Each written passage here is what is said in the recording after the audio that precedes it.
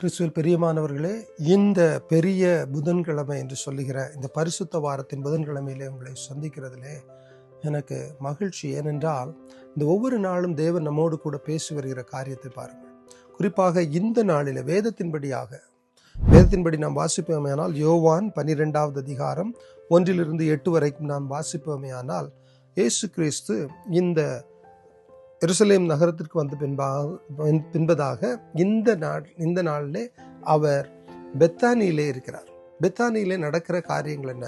சில முக்கியமான காரியங்கள் அங்கே நடந்து இருக்கின்றன. முதலாவதாக அங்கே லாசருடைய சகோதரி வந்து அவருக்கு அந்த எண்ணெயினாலே அபிஷேகம் பண்ணுகிறதை பார்க்கிறோம். அங்கே யூதாஸ் காரியோத் தன்னுடைய குருநாதரை, தன்னுடைய ஆசானை காட்டி கொடுக்கிறதற்காக அவர் பிரதான ஆசாரியரோடு ஒப்பந்தம் செய்கிறதை பார்க்கிறோம்.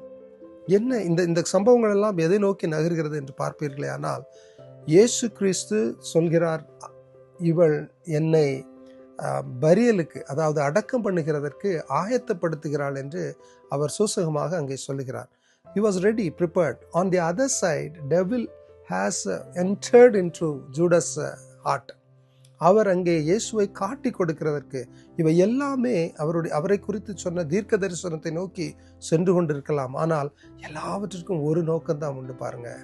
உங்களை என்னை மீட்கிறதற்காக அவர் தன்னை ஒப்பு கொடுக்கிற நாட்களுக்காக அதை நோக்கி நகர்ந்து கொண்டு இருக்கிறது. இந்த நாட்களிலே நமக்கு கொடுக்கப்படுகிற ஒரு செய்தி என்ன? நமக்கு கொடுக்கப்படுகிற ஒரு அழைப்பு என்ன? நாம் அந்த இயேசு கிறிஸ்துவின் பாதத்தில் அமர்ந்த அந்த மகளை போல கண்ணீரோடு அமர்ந்து ஜெபிக்கிற பிள்ளைகளாக இருக்கிறோமா? இல்லையானால் அவரை வைத்து காசு சம்பாதிக்க வேண்டும் என்று, இல்லையானால் அவரை காட்டி கொடுக்க வேண்டும் என்று இருக்கக்கூடிய ஒரு கூட்டத்திலே இருக்கிறோமா? என் பிரியமான தெய்வ ஜனமே, always we are left with these choices. I would encourage you to come to Jesus today and be at his feet and cry out, pour out.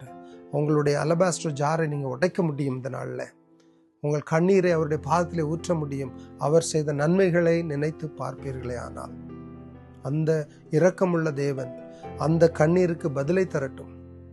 உங்களுடைய பெயரை சரித்திரத்தை எழுதும்படிக்கு அவர் உங்களை குறித்து நற்சாட்சியை மற்றவர்களிடத்திலே சொல்லட்டும்.